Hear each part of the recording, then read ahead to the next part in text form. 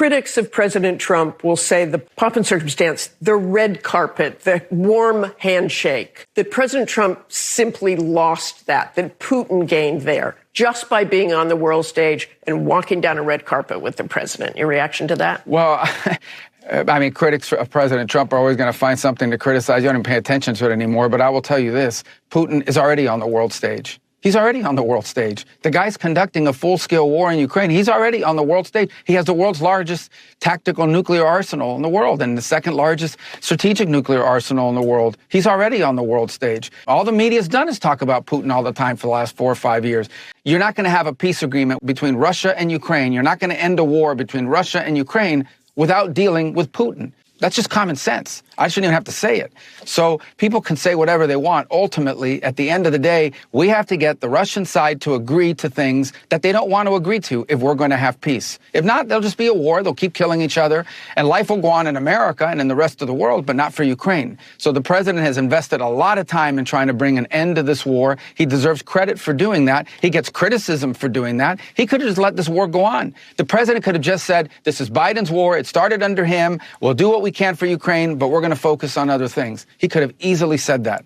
But he's the only leader in the world that can get Putin to a meeting to talk about serious things. If at some point it becomes clear that both sides are so far apart and so dug in that we're just not near a peace deal, then the president will have a decision to make about how much more time do we invest in it and what actions does he take then. But I want everyone to understand, if this morning the president woke up and said, I'm putting these terrible, strong sanctions on Russia, that's fine. It may make people feel good for a couple hours. But here's what you're basically saying. You're saying talks are over. For the foreseeable future, for the next year or year and a half, there's no more talks because there's no one else in the world that can talk to him. Okay, Putin's not going to meet with Macron. He's not going to meet with the UK. With all due respect to these leaders, none of these leaders are going to be able to bring him to the table and talk to them. There's only one leader in the world that has any chance of bringing these two sides together. If there is a chance, there's only one leader in the world that can do it, and that's President Trump. And you forfeit that role the minute you put additional sanctions on him. We may get to that point, unfortunately, but if we do, it means that peace talks are no longer possible.